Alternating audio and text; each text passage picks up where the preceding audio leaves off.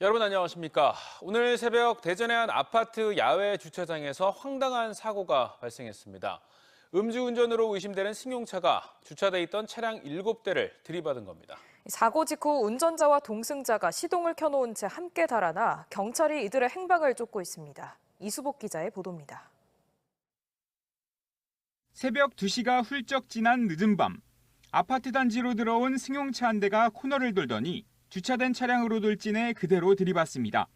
가해 차량과 부딪힌 택배 화물차가 완전히 돌아갈 정도였지만 차량은 멈추지 않았고 아파트 주차장에 세워져 있던 차량 7대를 들이받고서야 멈췄습니다. 사고 당시 충격의 여파로 가해 차량 앞쪽 조명이 깨졌고 범퍼가 찌그러졌습니다. 가해 차량의 주인은 이 아파트에 살고 있는 50대 초반 여성 주민 A씨. 사고 당시 남성 1명과 함께 타고 있었지만 차량 시동을 켜놓은 채 달아나 잠적했습니다. 사고 목격자는 이들이 술에 취한 것처럼 보였다고 말했습니다. 남자분이 술이 많이 취한 것 같기도 하고 그러고 있다가 은근슬쩍 어디로 도망가는지 안 보이더라고요. 새벽 5시부터 배송 업무에 나서야 했던 택배기사는 뜬금없이 당한 사고에 일도 나가지 못했습니다.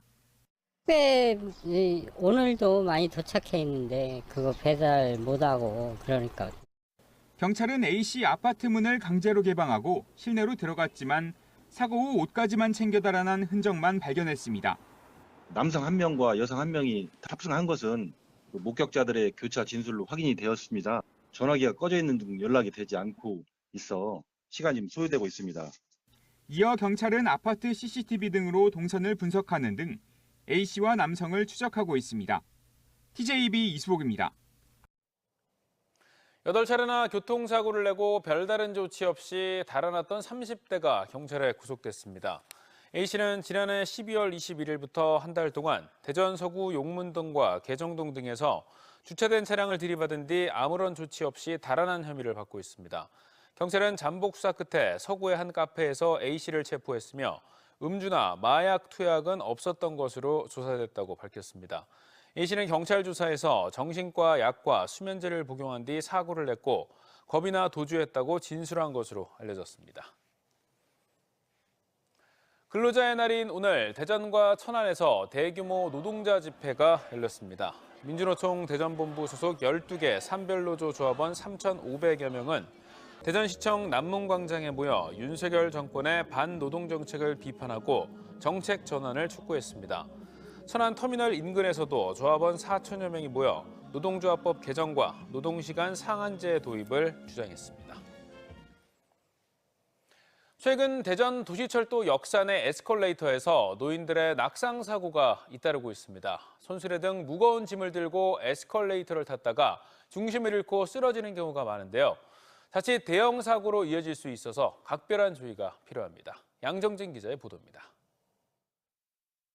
한 여성이 에스컬레이터에 올라타더니 이내 중심을 잃고 넘어집니다. 그러자 뒤에 있던 여성도 함께 쓰러진 채 에스컬레이터를 타고 올라갑니다. 지팡이를 짚은 남성이 발을 잘못 디뎌 아래로 굴러떨어지는가 하면 바퀴 달린 장바구니를 들고 탄 여성이 중심을 잡지 못하고 쓰러져 구르기도 합니다. 대전 도시철도 역산의 에스컬레이터에서 벌어진 낙상 사고들입니다. 지난해 지하철 승객 사고의 62%가 이 에스컬레이터나 계단에서 발생한 것으로 나타났습니다. 사고 건수는 매년 증가하는 추세인데 이 중 60대 이상 고령자의 비율이 65%가 넘습니다. 바퀴 장바구니나 캐리어 등 짐이 있을 경우엔 엘리베이터를 타는 게 안전하지만 노인들 대부분이 편하다는 이유로 에스컬레이터를 타는 경우가 많습니다. 왜냐하면 돌아서서 와야 되니까 불편하니까. 불편해서 이게 아무래도 편하니까 그런 거. 그렇지. 대전교통공사는 대형 연쇄 사고로 이어질 수 있는 만큼 에스컬레이터 이용 시 반드시 손잡이를 잡고 무거운 짐이 있다면 엘리베이터를 이용해 줄 것을 당부했습니다. 에스컬레이터는 아무래도 이제 계속 회전을 하기 때문에 위에서나 아래에서 이게 떨어지다 보면 계속 이게 굴러 떨어지시거든요. 그래서 넘어지다가 뒤에 분들하고 같이 넘어져서 좀 다수의 승객분들이 다칠 수 있는 위험이 있습니다. 또 사고를 목격했을 경우 에스컬레이터 주변에 있는 비상 정지 버튼을 눌러 작동을 멈추게 하고 즉시 역무원을 호출해달라고 덧붙였습니다. TJB 양정진입니다. 카이스트 교수가 자율주행차 관련 핵심 기술을 중국에 유출한 혐의로 2심에서 실형을 선고받았지만 학교 측이 현재까지 징계 처분을 내리지 않은 것으로 나타났습니다. A 교수는 지난 2017년부터 2020년 2월까지 자율주행차의 눈으로 불리는 라이다 기술 연구 자료를 중국의 한 대학에 누설한 혐의 등으로 국가정보원에 적발됐으며 지난 2월 2심에서 징역 2년을 선고받았습니다. 학교 측은 사건 직후 A 교수에 대해 직위 해제 처분을 내렸지만 4년 가까이 지나도록 아무런 징계가 없었으며 해당 교수가 산업기술 유출이 아니라고 항변하고 있어 대법원 확정 판결 전까지 기다리고 있다고 밝혔습니다. 기술 유출 혐의로 한국항공우주연구원 연구진 4명을 수사하고 있던 검찰이 혐의 없음 처분을 내리고 기소하지 않기로 했습니다.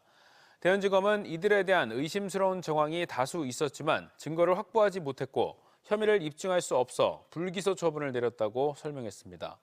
연구진들이 누리호 기술 자료를 빼돌렸다는 과학기술정보통신부의 고발로 수사에 나선 검찰은 지난해 10월 항우연과 연구진의 거주지 등에 대한 압수수색을 벌인 바 있습니다. 요즘 각 자치단체마다 CCTV 영상 분석 기술을 이용해 무단횡단이나 폭력 상황 등에 대처하는 곳이 많은데요. AI 기술이 계속 발전하면서 앞으로는 인공지능이 사람들의 움직임을 분석한 뒤 다음 행동을 미리 예측하고 알려줘 위험 상황을 예방하는 기술로까지 발전할 수 있을 것으로 보입니다. 이선학 기자가 보도합니다. 천안 아산 지역 CCTV 통합 관제센터입니다. 파란색으로 표시되던 보행자가 갑자기 도로를 무단횡단하자 빨간색으로 표시됩니다. 또 다른 화면에선 할머니 한 명이 거리를 서성거리자 길을 잃었을 가능성을 인지하고 빨간색으로 바뀝니다. 이처럼 보행자의 행동을 분석해 단순하게 알려주는 기술을 뛰어넘어 보행자의 행동을 미리 예측하는 기술 개발이 추진됩니다. 천안시와 한국전자통신연구원이 손을 잡고 개발하기로 한 기술은 예지형 보행자 안전 AI 기술. 인공지능이 방대한 보행자 행동을 저장한 뒤 이를 토대로 실제 사람과 화면 속 보행자의 행동과 비교 분석하고 다음 행동을 미리 예측해 위험 상황을 알려주는 기술입니다. 보행자가 인도에 서 있을 땐 파란색으로 표시되지만 길을 건너기 시작하면 빨간색으로 바뀌고 진행 방향을 따라 2, 3초 후에 동선이 미리 표시됩니다. 미세한 신체 움직임을 감지해 출발이나 멈춤 등의 행동까지 예측 가능해 스쿨존 등에서 어린이들의 돌발 행동을 운전자에게 미리 경고하는 등 통학로 안전 관리에도 큰 도움이 기대됩니다. 어떤 사람이 어디에 가 있을지를 예측할 수 있는 그런 기술입니다. 그러니까 메모리를 길게 쓰고 과거의 데이터들을 다 같이 분석하고 학습을 해서 그 앞에 일어날 일을 미리 예측하는 그런 기술입니다. 현재 천안 아산 지역에 설치된 CCTV는 무려 6,500여 대. 그동안 20명의 관제위원이 화면을 하나하나 살펴봤지만 예지형 인공지능 기술이 접목되면 신속하게 보행자의 이상 행동을 예측해 안전거리 조성이 가능할 전망입니다. 한국전자통신연구원과 기술 개발을 통해서 인공지능의 도시교통 환경을 조성해서 보다 안전한 교통도시를 만드는 것이 꿈입니다. 천안시는 예지형 인공지능 기술의 세부 연구를 진행해 오는 2028년까지 교통정보 CCTV에 적용시킨 뒤 나아가 지능형 교통체계 융복합 사업으로 발전시켜 나간다는 계획입니다. TJB 이선학입니다. 대전 유성구는 TJB가 보도한 관내 학교 돌봄터 부실 간식 제공 논란과 관련해 학교 돌봄터 민간 위탁 사무 전반에 걸친 감사를 실시하기로 했습니다.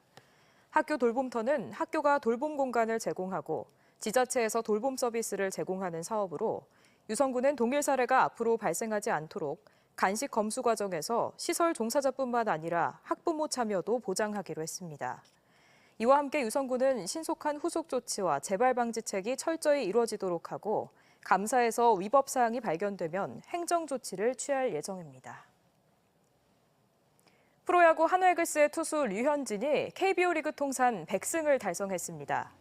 어제 SSG와의 홈 경기에서 선발로 등판한 류현진은 6이닝 동안 7피안타 2실점으로 호투하며 팀의 8대2 승리를 이끌었습니다. 류현진은 2006년 데뷔해 2012년까지 국내에서 98승을 기록한 뒤 메이저리그에 진출했다가 올 시즌 복귀해 두 번째 승리를 거두면서 KBO 통산 100승째를 기록했습니다.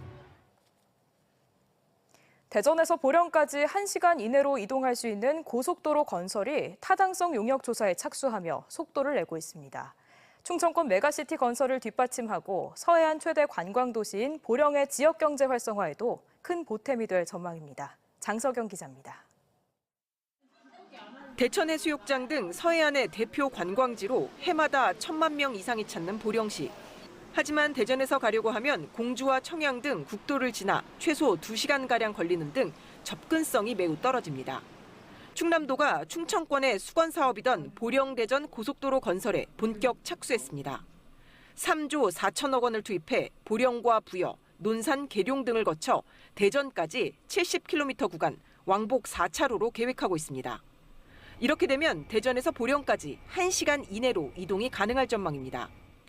충청 내륙 도시민들의 접근성이 크게 향상되어 생활인구 증가는 물론 경제 선순환을 통해 지역 발전에 큰 도움이 될 것으로 생각합니다.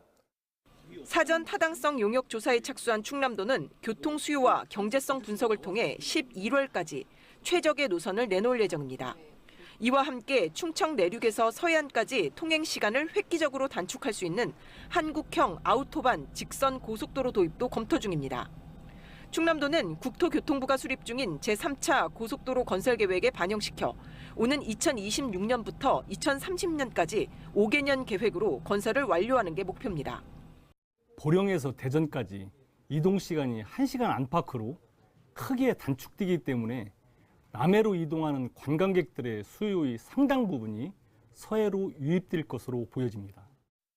충청권 내 남북 세로축의 고속도로는 구간별로 최대 6개까지 뚫려 있는 상황. 보령-대전 고속도로가 개통되면 핵심 동서 가로축이 놓이면서 서해안 관광과 지역경제 활성화의 기폭제가 될 것으로 기대됩니다. 다만 엄청난 사업비가 수반되는 만큼 계획대로 사업을 추진하기 위해선 국가도로망 종합계획의 반영 여부가 최대 관건이 될 전망입니다. TJB 장석영입니다. 충남 도내 개별 공시지가가 지난해보다 1.04% 올라 3조 6,027억 원이 증가했습니다. 충남도에 따르면 올 1월 1일 기준 전체 개별 공시지가 총액은 249조 7,629억 원으로 1제곱미터당 평균 지가는 지난해 29,870원보다 428원 오른 3298원이었습니다. 시군별로는 아산시가 2.18%로 변동률이 가장 높았고 다음은 천안시 서북구 1.86%였으며 변동률이 가장 낮은 지역은 부여군 0.02%였습니다. 도내에서 가장 가격이 높은 토지는 천안시 동남구 신부동 건물로 1제곱미터당 1,102만 원이었으며 지가가 가장 낮은 토지는 금산군 진산면의 묘지로 1제곱미터당 265원입니다. 대전시 교육청은 제102회 어린이날을 맞이해 오는 3일부터 이틀간 대전 컨벤션센터 제2전시장에서 대한민국 어린이 놀이 한마당을 개최합니다. 2016년부터 전국 최초로 개최한 대한민국 어린이 놀이 한마당은 올해로 8회째를 맞아 60종의 다양한 놀이체험 프로그램을 운영하는 체험마당, 인성마당, 학생들의 재능과 끼를 발산하는 단체 놀이인 어울림마당이 열립니다. 세종시 최초의 수소버스 전용 충전소가 오는 4일부터 세종시 대평동에서 운영을 시작합니다.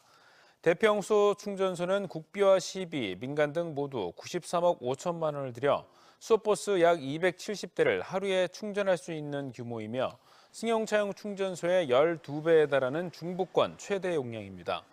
세종시는 현재 11대가 시범 운영 중인 수소버스를 이달 말까지 34대 추가해 45대로 늘릴 계획이며 한글문화도시 홍보를 위해 훈민정음 해례본 문양으로 디자인된 수소버스를 운영할 계획입니다. 리그 초반 부진을 딛고 반등을 시작한 대전 하나시티즌이 리그 1위 김천 상무와 홈경기에서 득점 없이 0대0 무승부를 거뒀습니다.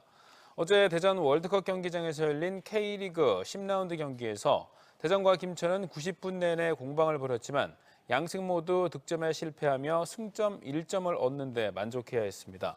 승점 10점으로 리그 9위에 위치한 대전은 5위부터 10위까지 승점 차가 단 2점에 불과해 치열한 중위권 싸움을 이어가고 있습니다.